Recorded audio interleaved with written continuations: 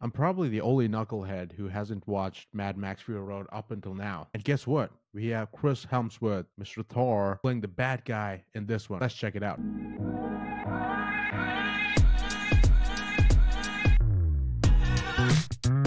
Welcome, guys. Welcome to Buddies and Blockbuster. As you know, I'm your host, AJ. I do miss Bob. He'll be here for the next one.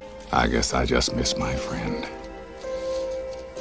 Now, we're here to review the one and only Furioso, a Mad Max Saga. Kind of much anticipated, been a while since the other part released.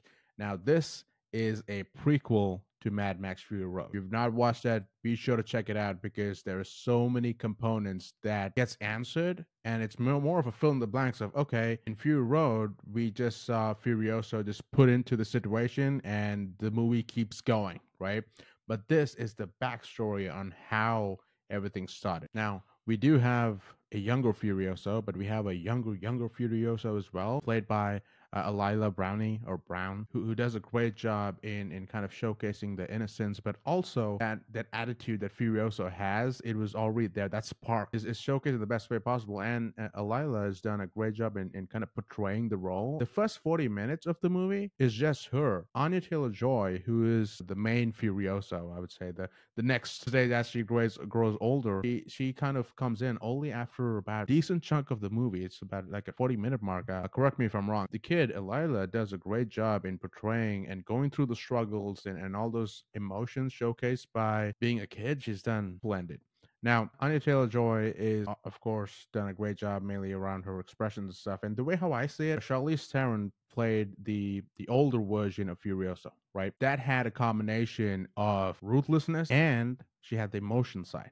And it blended well together, and that's something that I connected to. Whereas when you look at Anya Taylor-Joy in this portrayal, it's more only ruthlessness. There's less talking. There's just more beating the hell out of people and just going to the next. Now, there's a reason for that. There is mainly because of all the events that takes place during that time period happening as and when we move forward. So I get the reason behind it, but I felt a bit more connected to CharlizeTheron's portrayal of Furioso. Not a knock at Anya Taylor-Joy at all. I think she portrayed what was given to her in the best way possible. Now, I need to mention the showstopper. And this is one of the main reasons on why I wanted to watch the movies because, one, I'm a huge Chris Hemsworth fan. As you know, I'm a Marvel fanboy. When you see Thor being the bad guy in a completely new universe, you gotta go and check it out, right? Truth be told, he did a great job. I had a bit of a concern that is he gonna act like Love and Thunder Thor, which is not what I wanted, but by no means did a great job in portraying Ventus, who is the villain and the main antagonist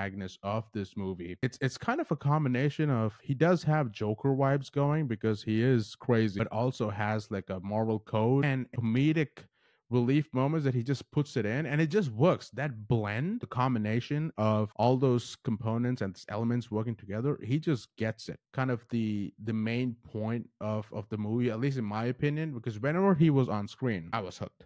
Like, I was actually entertained. I wanted to know what this crazy guy is going to do next. And I think he does a great job at portraying the role and going through what he does. Now, there is a lot of characters from Fury Road that shows up in this. It's kind of concerned when I saw Immortal Joe. I thought, wait, how are these two going to fit in the same, component? Initially, I thought Chris Helmsworth, Dementis, would be more of another Immortal Joe, and it's a story within a story itself. There is more to it, and I don't want to spoil it. You got to check it out. But basically, you have a lot of characters from Fury Road showing up here, and it's pretty awesome. Those storylines are woven out because now you know what has taken place in all those years and the struggles that Furioso goes through, right? And that's portrayed in the best way possible. If you're looking at comparing the two movies, I look at it into two buckets. One is the CGI and like just the theme and the vibe of it. The other one is the story itself. I strongly believe, this is my opinion, when it comes to CGI and just the theme,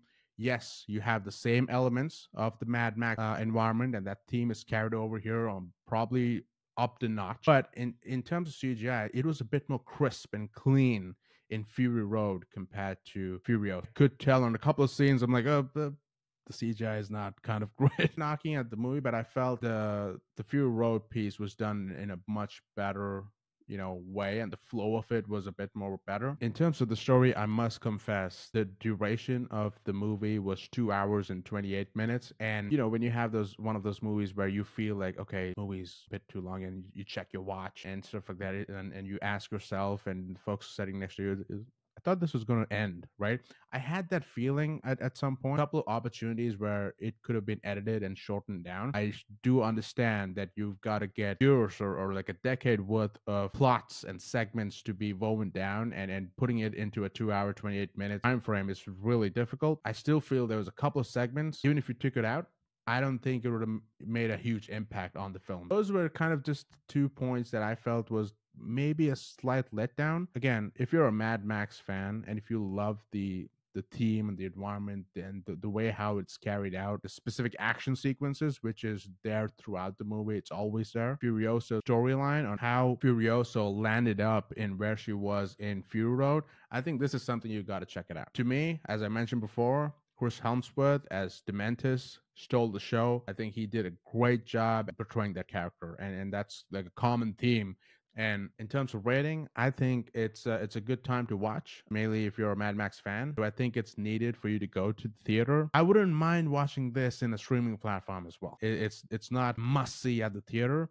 I would still give it a 3. But again, if you want to experience the action sequences as well as the craziness of Chris Hemsworth on the big screen, yeah, be sure to check it out. It's a good time. Watch once and then actually know the story of Furiosa. So guys, what do you think? Do you prefer Fury Road, Furiosa, or Mad Max Saga? Which one is better in your opinion? Put it down in the comments and I'll be sure to check it out. And also, we're super close to getting to 10,000 subscribers. I know it's not like a big accomplishment for the world, but to me, it's definitely the biggest accomplishment. Be sure to subscribe and continue to support us. Really appreciate it as always, and get us over the boat of 10,000 subscribers.